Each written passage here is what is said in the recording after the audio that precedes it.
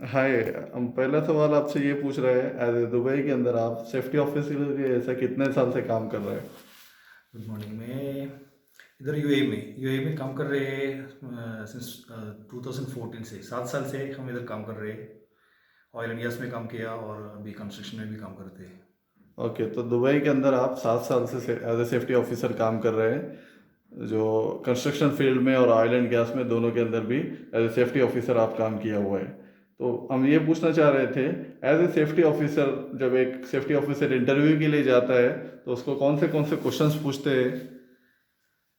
Safety officer का interview के लिए आप एक कंपनी में जाने के टाइम सीधा आपका सीवी बिल्कुल चेक करने का है, क्योंकि आपका सीवी में जो कुछ आपने लिखा है कि आपका एजुकेशन के बारे में, आपका ट्रेनिंग के बारे में, आपका एक्सपीरियंस के बारे में और आपको ये अचीव किया उसके बारे में क्या क्या कुछ लिखा है, उसके बारे में वो बिल्कुल सवाल पूछेगा इंटरव्यू के लिए। जी, मतलब सीवी के अंदर जो लिखा हुआ है उसी के बेस के ऊपर आपको क्वेश्चंस किया जाएगा इंटरव्यू के अंदर। बिल्कुल ऐसा है, क्योंकि आप कुछ ट्रेनिंग किया है अभी सेफ्टी में। पहला training safety induction. Safety induction ऐसा कुछ लिखा है तो वो पूछेगा सेफ्टी इंडक्शन क्या होते हैं और सेफ्टी इंडक्शन में क्या क्या इंक्लूड करने का है, वो कैसे करेगा।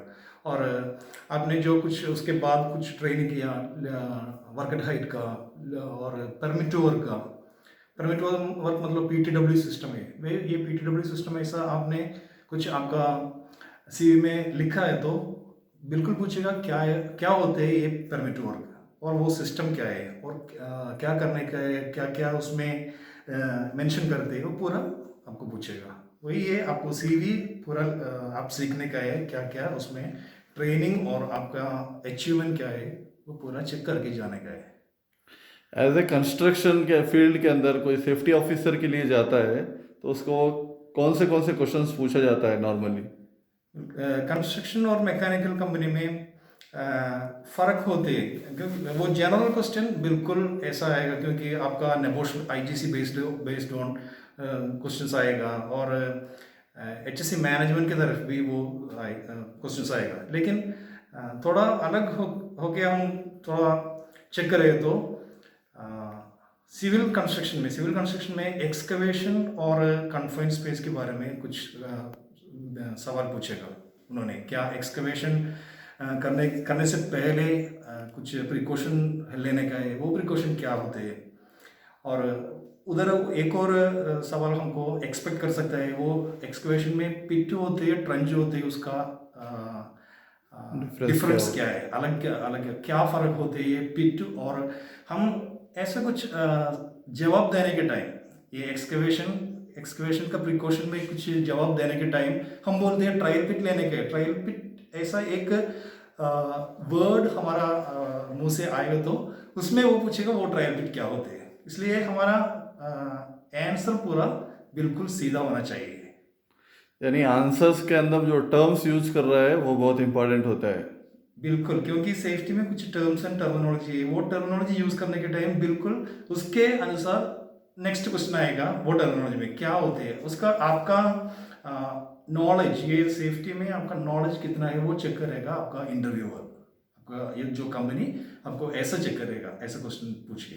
और मैकेनिकल कंपनी में जाने के टाइम आपको वर्कट हाइट और लिफ्टिंग के बारे में बिल्कुल पूछेगा और इक्विपमेंट का सेफ्टी के बारे में भी। इक्विपमेंट मतलब क्रेन, पावर टावर, एमईडब्ल्यूपी, वो वर्कर हाइट के लिए जो कुछ इक्विपमेंट आप यूज़ करते हैं उसके बारे में, उसका वैलिडिटी के बारे में, उसका थर्ड पार्टी सर्टिफिकेशन के बारे में पूरा आप कुछ चेक करने का है, सीखने का है। वो क्वेश्चंस कभी भी आपको एक्सपेक्ट कर सकता है वो बोर्ड से।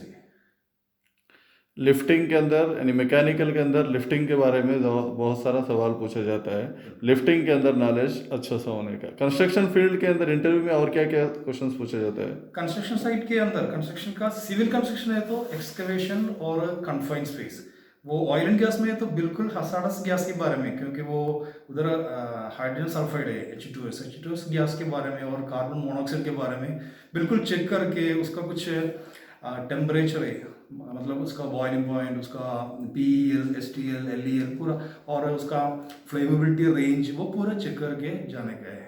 ये H2 और कार्बन मोनोऑक्साइड का, क्योंकि हॉट वर्क करने के टाइम ये गैस ऑथराइज्ड गैस टेस्टर आके वो चेक करने के बाद हमको काम कर सकता है। इसलिए एक सेफ्टी ऑफिसर का जिम्मेदारी है वो पूरा चेक करके परमिट बना के परमिट पूरा पूरा चेक करके वो काम शुरू करने से पहले पूरा इंस्पेक्शन करने का जिम्मेदारी एक सेफ्टी ऑफिसर का है। इसलिए हमको पूरा नॉलेज चाहिए ये गैस के बारे में, ऑयल एंड गैस में। अगर नहीं है तो कंस्ट्रक्शन में काम करने के टाइम एक्सकवेशन में क्या क्या प्रिकॉशन हम लेने का है वो पूरा हमारा डॉक्यूमेंट में है, हमारा रिस्क असेसमेंट में। वो रिस्क असेसमेंट में क्या क्या बोलते हैं कंट्रोल मेजर्स के बारे में, वो कंट्रोल मेजर्स पूरा हमारा साइट में लेके जाने से बाद हमको काम कर सकते हैं। वो उसके बारे में हमको नॉलेज बिल्कुल चाहिए ये एक्सकेवेशन के बारे में।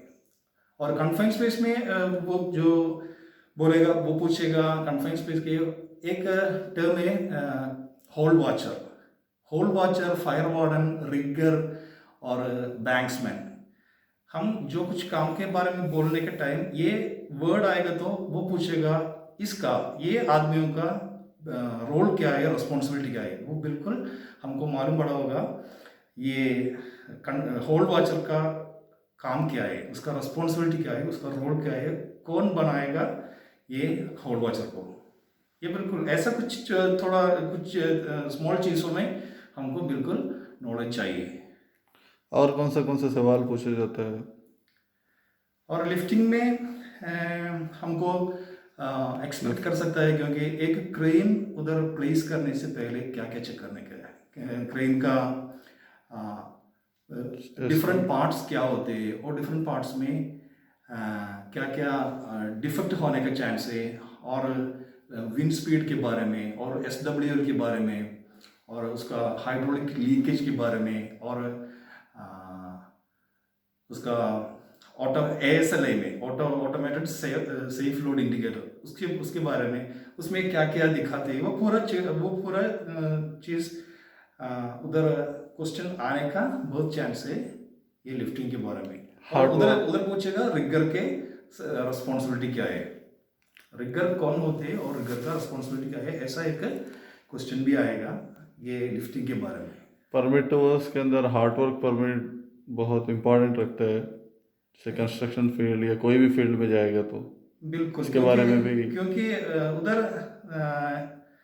जनरली 2 परमिट होते हैं, हॉट वर्क और कोल्ड वर्क के, और उसके बाद पूरा सर्टिफिकेट चाहिए। अभी हम बोला वर्केड हाइट में काम करने के टाइम स्कैफोल्ड में काम करने के लिए और स्कैफोल्ड बनाने के लिए स्कैफोल्डिंग का सर्टिफिकेट चाहिए, एक्सकवेशन करने के लिए खुदाई का सर्टिफिकेट चाहिए, और गाड़ी आने के लिए व्हीकल एंट्री सर्टिफिकेट चाहिए। वो पूरा सर्टिफिकेट उधर है, ये पूरा परमिट बोलते हैं उसको, परमिट के साथ में अटैच करके ये पूरा सर्टिफिकेट यूज़ करते हैं।